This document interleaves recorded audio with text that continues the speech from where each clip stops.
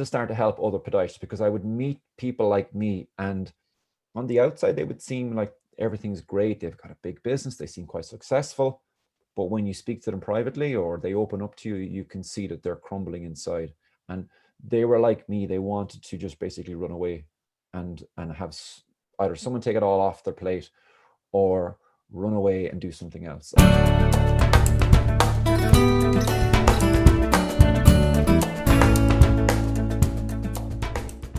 Hello and welcome to Healthy Living. I'm Dr. Donald Pelto, and I have Dr. Lorcan O'Donaile here from Ireland. How are you doing, Lorcan? Good. How are you, Don? Good to be well.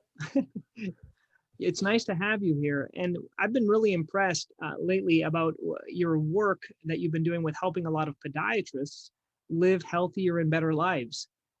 And I just wanted to kind of get to know you a little bit and ask a few questions about how you got interested in this topic of, I don't know if it's practice management or practice mentorship. Tell me a little bit about yourself. So I qualified in London Foot Hospital in 1998, and in 2005 I always had an urge to be my own boss. So I went and I opened my own clinic, and naively, like most clinic owners, kind of assumed that all I had to be was just really good clinically. So I focused significantly on MSK and biomechanics, and if I say so myself, I was pretty good. I am still pretty good at it. And I filled my diary pretty quick, and I couldn't really see any more patients. I was working a lot of hours. And at the end of the week, at the end of the month, at the end of the year, there didn't seem to be a whole lot of money left over. And I didn't have a lavish lifestyle. And I was wondering why. And that's when I started to kind of go, maybe I need to get staff and scale up. Now, I didn't really know the term scale up at that point. So I started to take on staff thinking that more is better. But because I didn't really know what I was doing with that, I made a complete mess of it. And I was probably a really bad, I know I was a really bad boss because I didn't know how to explain my expectations to them. I didn't know how to systemize it and so forth. And it ended up in a situation where I had a visit from what you guys would call the IRS, the revenue, because I couldn't afford to pay my tax, and I couldn't understand because I wasn't spending it on lavish lifestyle or what had happened. And that's when I started to get I made a change. I changed my accountant, and I went and I started to get some mentorship from people who had done what I had done, or not even in the same profession, in different professions. And I had decided I was going to do this properly. And I realized that I needed to be more than just a podiatrist for my family, to deliver a lifestyle for them. And I got into the seriousness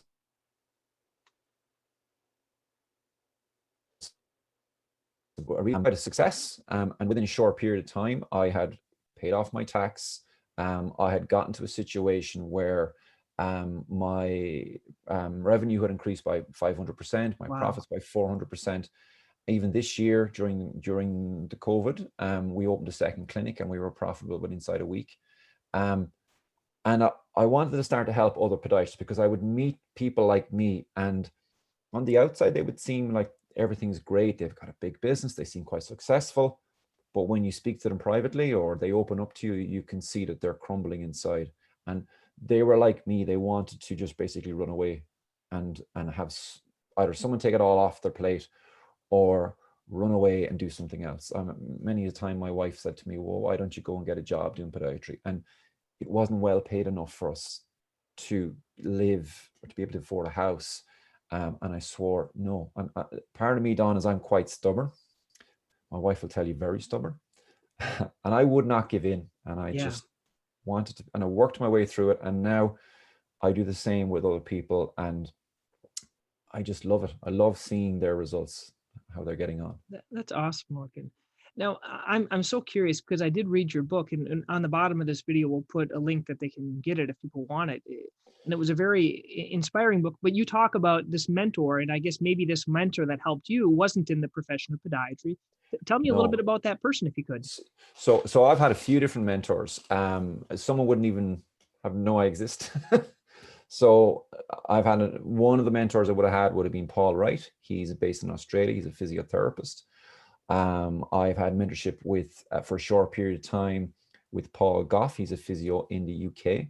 Mm-hmm. I have had Google Ad Mentor from Nicola McLennan. She's based in Scotland. I've had mentorship from, I recently am doing mentorship with, this is more for the coaching business, with Amy Porterfield in LA and with Rick Mulready. So I look at everything, not just podiatry, because I think a lot of the problem with our professions is we're quite insular and we only look at other podiatrists. And if we look outside of our profession, there's a lot to be found, and a lot of business insights, business tricks and tips from people who've done it before and made the mistakes before. And I would be a ferocious reader. I would read, I could be reading 3-4 books at once. I listen to podcasts, and I think you have to really immerse yourself in it to get the results that you're looking for. There's lots of help out there, and with the beauty now of the internet is, you don't have to be in the same country. You don't have to be in the same time zone to get help. Absolutely there. Lorcan, I just want to re-emphasize what you mentioned, which I find is so inspiring. So not only do you coach people or mentor people, you're currently getting mentored by people at the same time. Yeah, I would have 3 people that I pay, and I'm in a group to mentor 3 different people. Mm-hmm. And at the same time, I would have other people I would regard as mentors because I listen to their podcasts, I read their books, I subscribe. So it doesn't even mean mentorship doesn't have to be something like I do. It's a one-on-one or a group coach. It can still be something, even just listening to something like this is mentorship for people. Yeah. Lorcan, this is something we don't talk about. And if we maybe relate it to our profession, when you're trying to learn something new, initially you can probably go through this better than I can, but initially maybe you read something about it, then you might hear a lecture about it. But then when you actually have someone that's going to show you how to do that technique of pairing calluses or doing an ingrown toenail and then doing it yourself, that's kind of how the difference between you can listen to a podcast, read a book, but actually talking to someone one-on-one, it helps kind of, I think you used a word, it propels your results. I think that's the word you use in your book. Yeah. So what did you try? Did you start using mentors right away, or did you first just read all the books you could and then podcast? You found it's more efficient to get a mentor. So I what I tried to do is I actually didn't get a mentor for about 2.5 years. I read everything, and I didn't for 2 reasons. One is I found it hard to justify to myself the expense of doing so. I think partly that was an excuse. The second reason was I was nervous about opening up to someone else. And what if I spent all this money and it didn't work? And like our patients do that when they come to us, and they're having these conversations before they even come to our clinic. And so I spent 2.5 years trying to implement this myself. And it's in the book, I talk about it in the book. I remember it as well. I remember forever. On a Tuesday night, it was raining, dark here, February, Tuesday night, sitting on the couch, and my wife was talking about something that was on the television. I wasn't listening. And we were about to run out of money. Wow. And I went next door, turned on my laptop, and I sent an email off to the first person I ever started working with to say, can you help me? Realizing that that was going to be expensive and that I didn't really have the money, but I would figure it out. And it's the best thing I ever did, because it just, I probably would have been another 8 or 9 years trying to get anywhere like I got in the first 6 months just by getting help. That's awesome. I think that's so inspiring for people to actually get help. I think a lot of us, we work in this little bubble, and I think you expressed it. If we just work harder, longer, and throw more money at it, it'll get better. And a lot of times it won't. And one of the things I think you mentioned, I asked you a few questions before, things that we throw money at, but we really don't see much results are like our websites. And so let's start with talking a little bit about websites. There's a lot of different brands, a lot of different types. You can throw a lot of money at them. Why don't they make or bring in patients, I guess, or make people money? Okay, so when people are deciding to buy something, and believe it or not, and we don't like to believe this in medicine, is when patients are coming to us, they're making a buying decision. There's a psychology behind buying decisions. Now, when it's a small purchase, let's say you're going out, you're buying a can of Coke, or you're not going to spend a lot of time thinking of that. But when it's a larger decision, financially or commitment-wise. So what I mean by commitment-wise is if a patient comes into us and they need treatment for, say, 3 months, That's a large commitment, because they're not just there for 20 minutes. They have to set a part of their day aside every week, get in their car, drive to see us, get the treatment, go back in their car, go back to work. So it is a large commitment. So there is a psychology behind how people make that decision.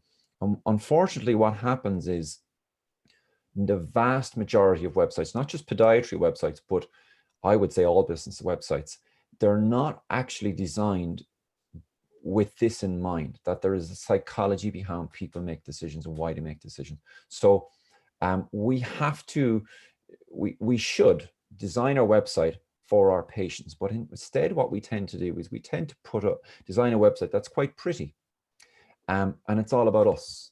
And this is my degree, this is my qualification, and I care more than the guy next door.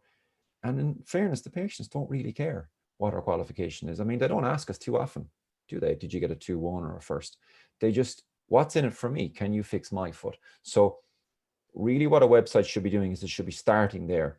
That would be the main thing I would say. The second thing then is, with regards to websites, is depending on the research you'll read, you get between 2 and 5% of people who land on your website will take action, because the opportunity that we give them when they land on a website normally for us as podiatrists is book an appointment.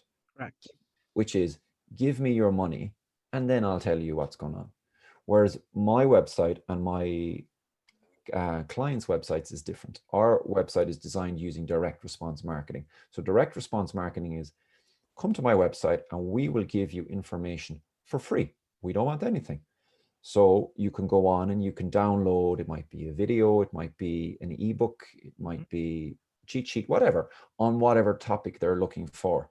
And we do that, and we will ask them to in exchange give us their contact details, and then we will follow up with them. And we will follow up with them.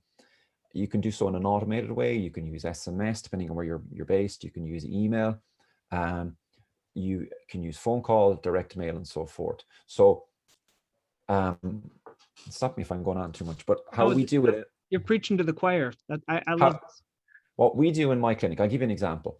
So we will run a Facebook ad on plantar fasciitis, and it will interrupt people's feed. They're sitting down on a Saturday night and they're watching television and they're looking at their phone. That's what everybody does now. So decisions are made at 7 o'clock, 8 o'clock on a Saturday night. They're not actually made when we're open. So my clinic is there to help you at 8 o'clock at night. So you'll see it, you go, oh, I've got that. I click on it and I can get to a landing page, which is about nothing other than plantar fasciitis. It doesn't have any leads out to, here's my blog or anything like that. And then I give you a free report, for example, on plantar fasciitis, things you can do at home.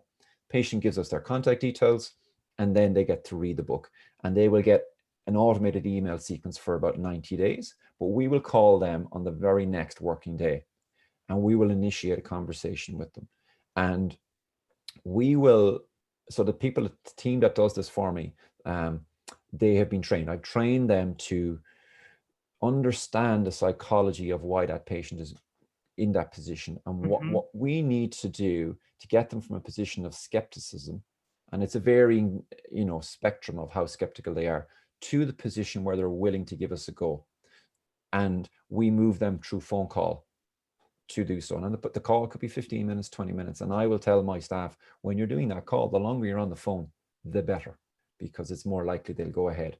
And at that point, I would say in about 50% of cases, we kind of, depending on how we think the patient's responding, we'll give them a free appointment. We actually don't take any money off them. And we bring them in, and then my podiatry team will then carry on that conversation and convert them then into paid appointments, which are longer. So in my clinic, so in my competitor's clinic in the city, the patient will come in for one appointment and they might come back for a second. In my clinic, they'll come in for one appointment and then they'll commit to a 3-month plan, and they'll do so upfront. And that's meant that our patients are getting, they're getting better because they're sticking to the plan, they're compliant, and therefore, because they're getting better, the word spreads and we get bigger and bigger. And it's an exponential kind of a thing from there. Lorcan, something interesting that you said, and we have an obligation as a doctor to do everything we can to get the patients better. Yeah. a lot of times to their dismay, they're not improved, they're not made better because they really don't understand how long they need to be treated, what are the treatment options, and they're just kind of they're confused. I think a lot of people just confuse them without knowing what's going on. Yeah, and a confused mind will make no decision. They just won't make any decision. Even today, I was speaking to one of my podiatry team, and she's struggling a little bit with her conversions and the getting patients to go ahead. So her clinical work is brilliant. Her decision making is brilliant, but she's not, because she is nervous about taking patients' money off of them. Therefore, they can pick up subconsciously, this person's not completely convinced, therefore I won't go ahead. And her numbers are significantly less. So we had a conversation and I said to her, look, our job is to help that patient get better. So I gave her an example of somebody who didn't go ahead and only came in for one appointment. And we would charge, say, €165 for that initial appointment. And I explained to her in a nice way, look, that lady came in with this and she spent 165 quid. Is she better? No. So to a degree, you've wasted her money because you weren't able to get her to go ahead because you don't believe in the system yourself. So I could see the penny starting to drop with her, that look, I'm actually doing them a disservice by not getting them to be compliant, because if they're not getting compliant, they can't get better. And, so what you do is you put your patient front and center and your website included in that. And if you do that, everything else will flow. And I would have said to the same girl, look, by no means should you ever give a patient a treatment they don't need just to make some money. That would not be what I would ever ask you to do. Do what's best for that patient. I think that's great. I think a lot what you're talking about, which we don't get any training in school, Lorcan, is psychology. I always enjoyed, I guess you could call it sales or marketing, because it was only applied psychology to help people get better or help people make the proper decision for themselves. What are some of the books that are easy to read? Yeah, I'm assuming I'll know some of them, but tell me some that you recommend your clients read. Okay. So let me think. Probably the best book I would recommend would be Influence. Is it The Science of Persuasion? It's by Robert Cialdini. I always get a bit confused on that's the one. Influence. And that's probably the first one I read. I went, oh. So like an example in that, Don, would be when a patient comes in, if you give them, so he has this research, and it's all researched, okay? It's not just off his head. So we love research, don't we, us medics? If a person comes in and you're selling something and you give them a can of Coke without even them asking for it, 50% more people will go ahead. So what we did is we sat down in our clinic and we thought, well, we want our patients to actually go ahead and be compliant, get better.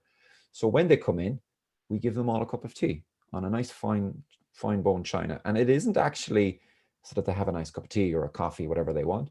It's because psychologically, through reciprocation, they are more likely then to actually commit to the treatment once they meet that podiatrist, and therefore to get better. So that was one of the books I would have read.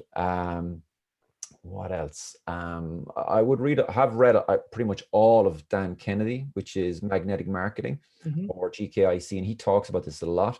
Dan is American, and he'd be quite gruff about it, which for Europeans is a bit, they're kind of like, oh, that's all. But his point is bit to the point, yeah.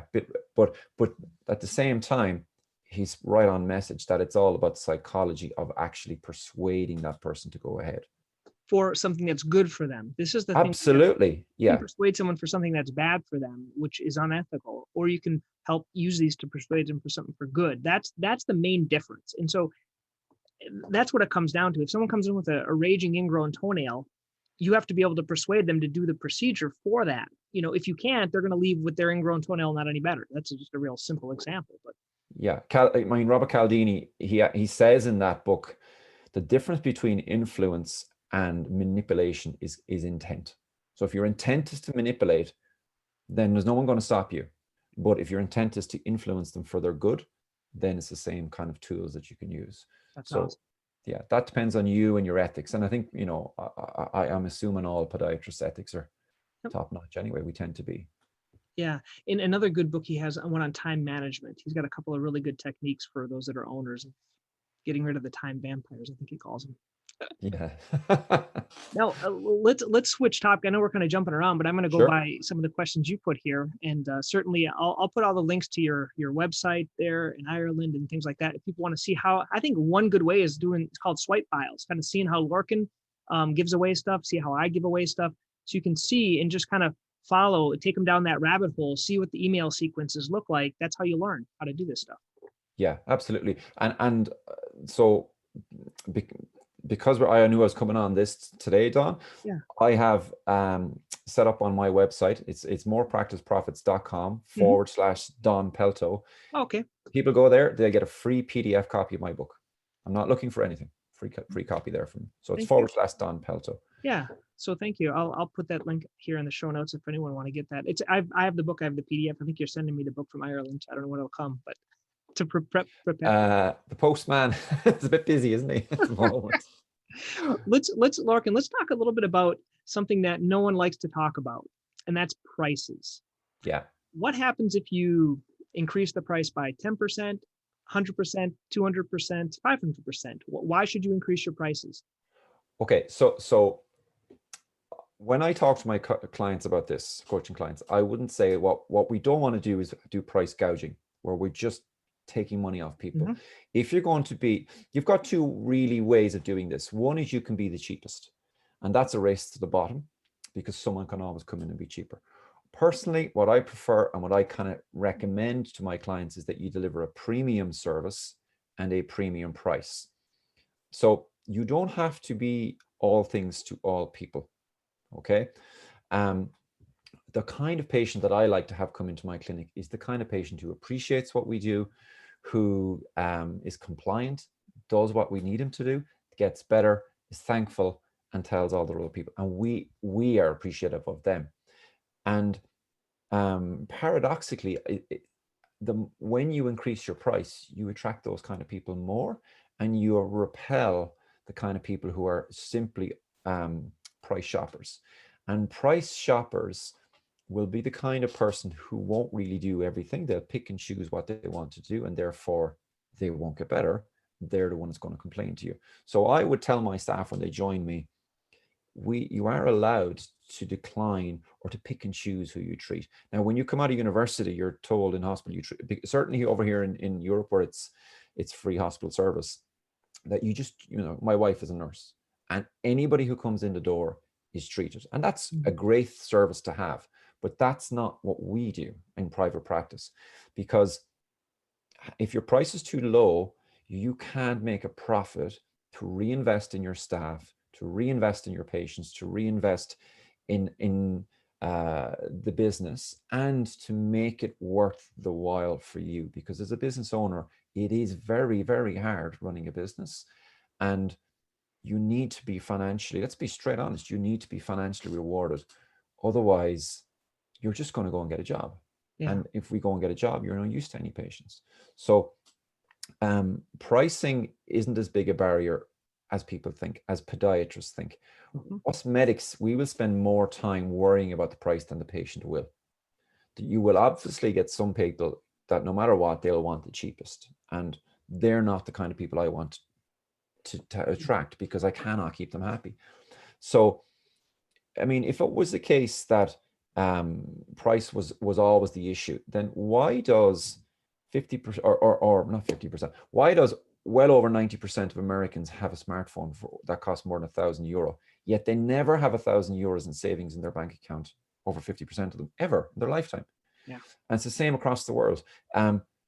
Price is objective, and it's subjective rather, and Correct. it's very much built into value. And what value means is, can you deliver good quality service and value and outcomes to that patient? So I had a client yesterday actually who emailed me, and we had just started to explain how we do packaging. So we package the care, and we charge a one-off larger price, whereas what she had been doing was a one-on-one. And she had a lady who'd come in for just a routine chiropody, and she was given out about a physio she'd been to see for her neck, and that she stopped going. And that my client emailed me to tell me the story, that she said, why did you stop going? You'd gone 4, 5, 6 times and you'd spent this money. And she said, because I didn't feel I was going to get any better. I didn't know when this was going to finish. And she said, my client said to her, if they had said to you, it's, you know, €1,000, and it's going to take 3 months, but it's not going to cost you any more. Now, bearing in mind, this lady only had spent about 300 quid. Would you have done that? And she said, well, if he could have given me a guarantee, he could have fixed me, I'd have given him €2,000, but he couldn't. So what had happened is that the physio had tried to keep it as cheap as possible, and tried not to get that patient to commit to a larger price, because they were worried about the price, whereas the patient was the opposite. The patient just wanted the outcome. They want the outcome. They want the results. Yeah, absolutely.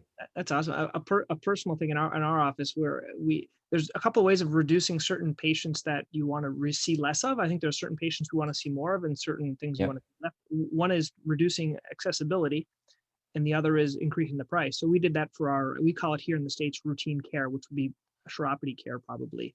Yeah. And the self-pay ones. And I limit it to Fridays, and I limit it, and we up the price, and it just reduces the amount of that, because we want to focus on other things like sports med. I think you similar. So.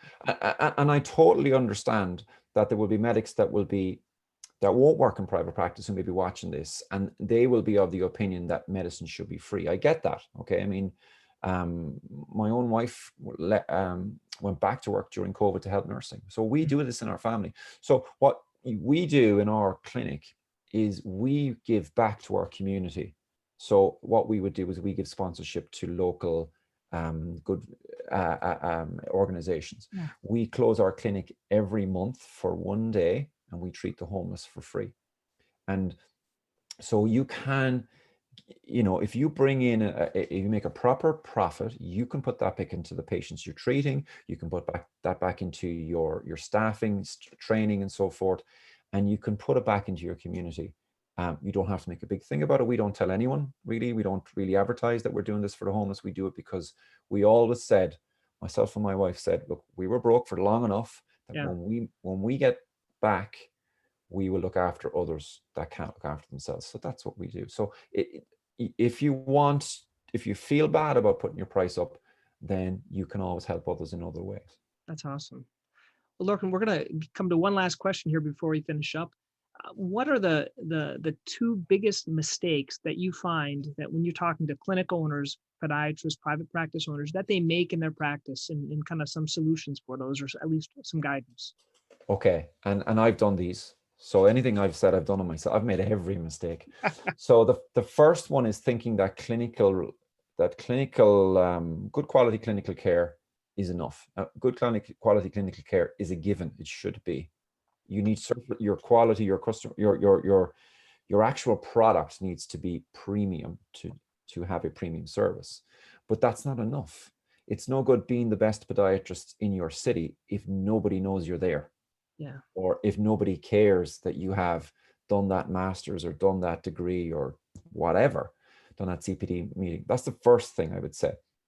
The second thing is we don't understand what our patients are looking for. We think our patients are buying podiatry. They are not. They don't really care what a podiatrist is. What they care about is themselves and their outcome. And so they should.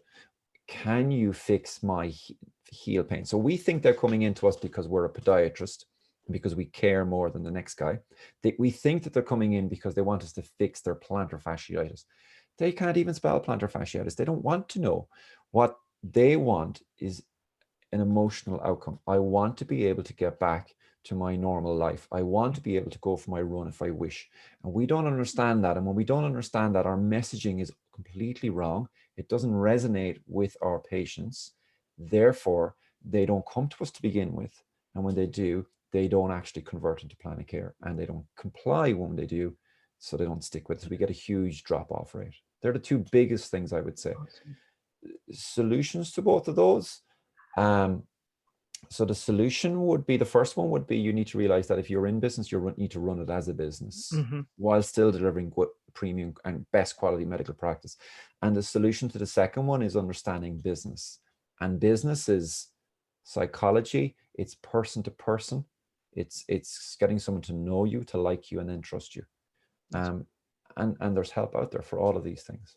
That's awesome, Lorcan. Well, I had a great time talking to you today. Maybe we can do this again. If people want to learn more about you, I know we'll put a link here on the bottom of the show notes, but if you want to tell everyone what's your website where they can learn more about you. Sure. The website is morepracticeprofits.com. And like I said, if they just do morepracticeprofits.com/Don Pelto, they can have a free copy of the book.